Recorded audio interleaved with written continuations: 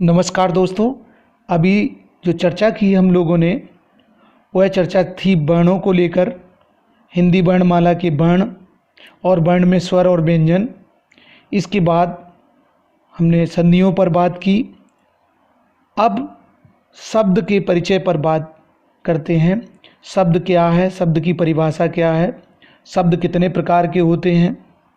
तो साथियों, ये सब जो डिटेल स्टडी करें, बहुत सारी चर्चा करें। इससे पहले यदि आपने इस चैनल को सब्सक्राइब नहीं किया तो प्लीज़ इस चैनल को सब्सक्राइब कर लें, और यदि वीडियो अच्छा लगे, जानकारी अच्छी लगे तो लाइक भी करें और ज़्यादा से ज़्यादा लोगों को शेयर भी करें।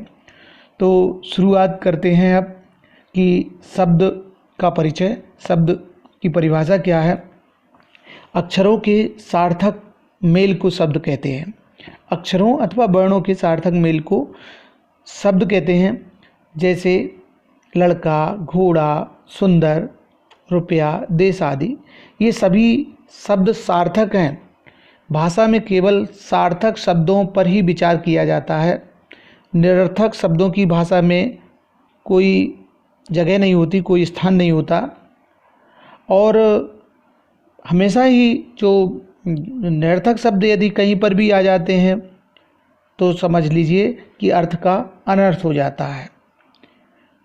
पद वाक्य में प्रयुक्त होने पर शब्द पद कहलाते हैं। जब वह वाक्य में प्रयुक्त होने लगते हैं तो शब्द पद बन जाते हैं। जैसे बाणी, मीठी, बोलो, तीन ये शब्द हैं। इन तीनों शब्दों से एक वाक्य बनता है, मीठी, बाणी, बोलो। यहाँ वाक्य में प्रयुक्त होने पर मीठी, बाणी और बोलो शब्द पद हो गए हैं। जैसे मीठी है वो विशेषण पद हो गया, बाणी नाम पद अर्थात संज्ञा पद हो गया, बोलो क्रियापद हो गया। विभक्ति लगने पर शब्द पद हो जाते हैं।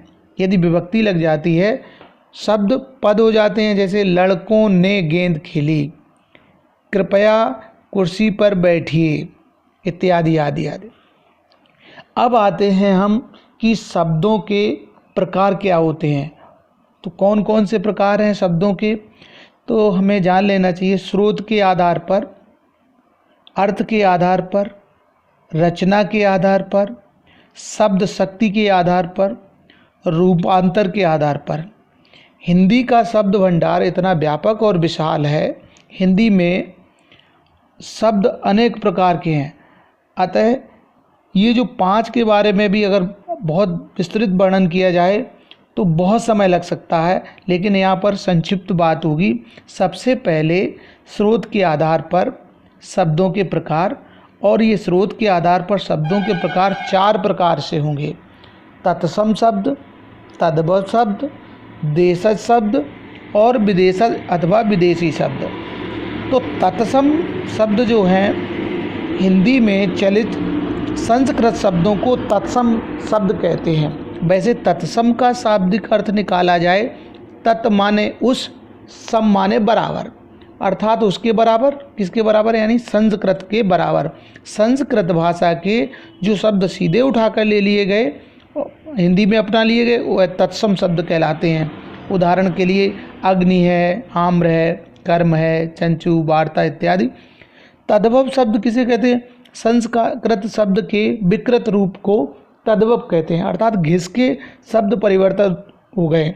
जैसे अग्नि आग में बदल गया, आम्र आम में बदल गया, कर्म काम में बदल गया, चंचु चोंच में बदल गया। इस तरह से ये तद्भव शब्द कहलाए जाने लगे। फिर इसके बाद आता है तीसरा देशज। देशज हिंदी में प्रचलित देसी बोलियों के शब्द को देशज कहते हैं। ये आंचलिक भी कहलाते हैं। जैसे पानी, छाता, पेड़, बेटा। इसी तरह विदेशज अथवा विदेशी, हिंदी में प्रचलित विदेशी भाषाओं के शब्दों को विदेशज कहते हैं और इन्हें अपना लिया गया है हिंदी भाषा में। हिंदी भाषा में इन शब्दों को अपना लिया गया है। जैसे अरबी भाषा के शब्द हैं आईना है, इनाम है, कसम है, कागज है। इस तरह से फारसी के आदमी, कमर, गुब्बारा, अंग्रेजी के इंच, इंजन, काफ़ी, पुर्तगाली के आलपेनिस्तरी इत्यादि शब्द हैं। इनको हमने ऐसे अपना लिया जैसे ये शब्द हिंदी भाषा के ही हों। अब दूसरा आता है अर्थ के आधार पर शब्दों के प्रकार। अर्थ के आधार पर कौन कौन से हैं? समानार्थक अथवा पर्यायवाची शब्द, एकार्थक शब्द जिनके, और इसके बाद अनेकार्थक शब्द जिनके एक से ज़्यादा अर्थ निकलते हैं, और इसके बाद विपरीतार्थक शब्द अथवा विलोम शब्द जैसे। तो सबसे पहले बात करते हैं समानार्थक अथवा पर्यायवाची शब्दों पर। समान अर्थ वाले शब्द को समानार्थक या पर्यायवाची कहते हैं। अर्थात जैसे दिन है उसे कहते हैं दिवा, दिवस, बार, ये भी शब्द भंडारी है। रास्ता को पथ कहते, पंथ, मार्ग। फुलवारी को उद्यान है, कुंज है, वाटिका है, बगीचा है, आदि आदि कहते हैं। इसी तरह एकार्थक शब्द में केवल एक अर्थ वाले शब्द को एकार्थक शब्द कहते हैं। मित्र, पत्नी, सूर्य, स्वागत, हर्ष, ये यूनिक हैं, अद्वितीय शब्द हैं, केवल एक अर्थ वाले शब्द हैं ये। इसके बाद अनेकार्थक शब्द, जहाँ पर एक से अधिक अर्थ वाले शब्द को अनेकार्थक शब्द कहते हैं। आम, व्यापक, साधारण, सामान्य, कच्चा, न पका, एक फल इत्यादि। इसी तरह विपरीतार्थक शब्द वाले, उल्टा अर्थ देने वाले, जैसे अज्ञ, विज्ञ, युक्त, मुक्त, पोषक, शोषक इत्यादि शब्द हैं। इसके बाद आता है कि रचना के आधार पर शब्दों के प्रकार क्या हो सकते हैं। तो रचना के आधार पर शब्दों के 3 प्रकार हो सकते हैं। यह हैं, पहला रूढ़, दूसरा यौगिक और तीसरा योग रूढ़। रूढ़ कैसे? जिन शब्दों के खंड निरर्थक होते हैं उन्हें रूढ़ कहते हैं। जिनके शब्दों के खंड कोई अर्थ वाले नहीं रहते। उदाहरण के लिए घर है, घा धन रा, पैर, पै धन रा, रात, रा धन ता, मतलब इनका कोई अर्थ नहीं रहा। जिन शब्दों के खंड निरर्थक होते हैं, अर्थहीन होते हैं, वो रूढ़ शब्द कहलाते हैं।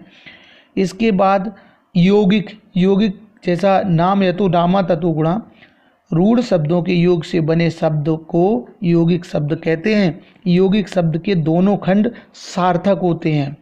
जैसे राजपुत्र, राजधन पुत्र अर्थात राजा का पुत्र।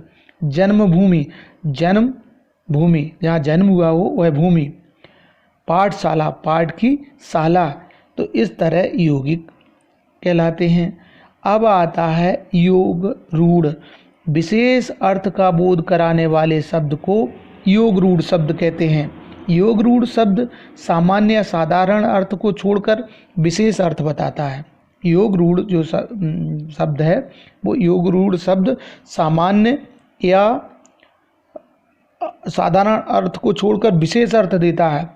उदाहरण के लिए योग रूढ़ जो शब्द है, मान लीजिए पंकज शब्द योग रूढ़ है, उसका साधारण अर्थ होगा पंख में जन्मा, लेकिन विशेष अर्थ क्या होगा? कमल।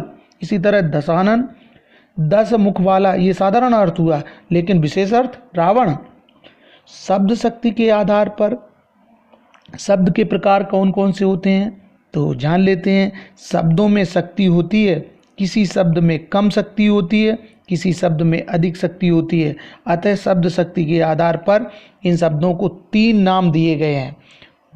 ये 3 नाम हैं वाचक, लक्षक और व्यंजक।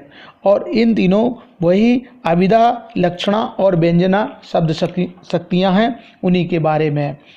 वाचक शब्द जो हैं, मुख्य अर्थ बताने वाले शब्द को वाचक कहते हैं। वाचक शब्द की शक्ति का नाम अभिधा है। शब्द में अभिधा शब्द शक्ति केवल एक अर्थ का बोध कराती है। जैसे गाय शब्द से एक ही अर्थ का बोध होता है, एक पशु विशेष है। इसी प्रकार सूरज शब्द से भी एक ही अर्थ का वाचन होता है, आकाश में प्रकाश करने वाला एक तारा सूर्य।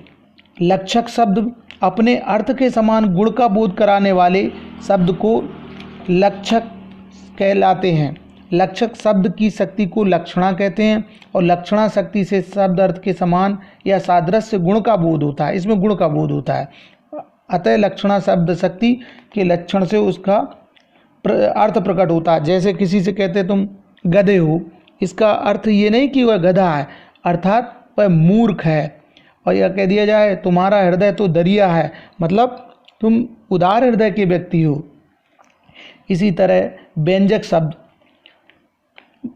शब्द संकेत से बताने का अर्थ है। व्यंजक शब्द की शक्ति को व्यंजना कहते हैं। व्यंजना से प्रकट होने वाले अर्थ को व्यंग्यात्मक कहते हैं। व्यंजक शब्द का अर्थ नहीं, भाव या उद्देश्य का तात्पर्य बताता है।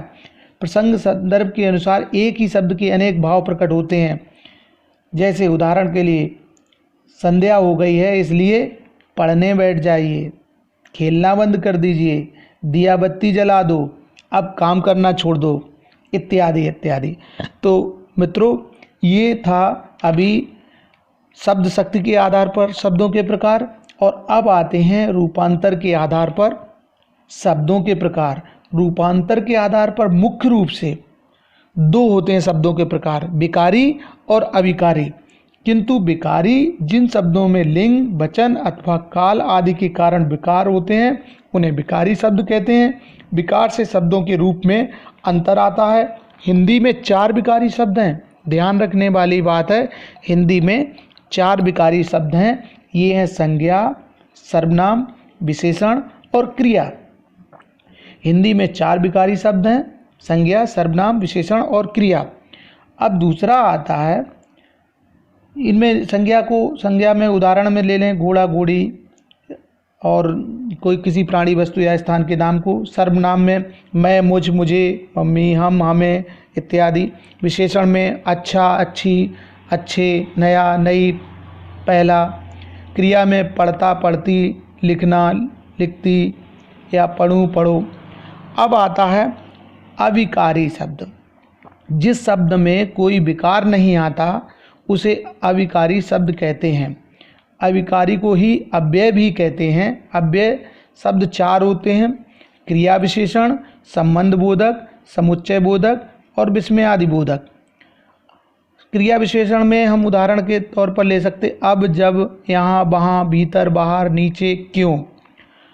और संबंध बोधक के भीतर, के बाहर, के नीचे, सामने की ओर। समुच्चय बोधक में और, तथा, किंतु, परंतु, अथवा, इसलिए। विस्मयादि बोधक में या, अरे, ओ, हा, हाय, अरे इत्यादि। इसके बाद इस प्रकार विकारी और अविकारी मिलाकर शब्द 8 प्रकार के हो जाते हैं। संज्ञा, सर्वनाम, विशेषण, क्रिया, क्रिया विशेषण, संबंध बोधक, समुच्चय बोधक और विस्मयादि बोधक। तो साथियों, ये थे शब्द परिचय और शब्द में क्या क्या परिचय हो सकता, सारा बताने का प्रयास किया है। यदि ये वीडियो अच्छा लगे तो बिल्कुल शेयर करिए।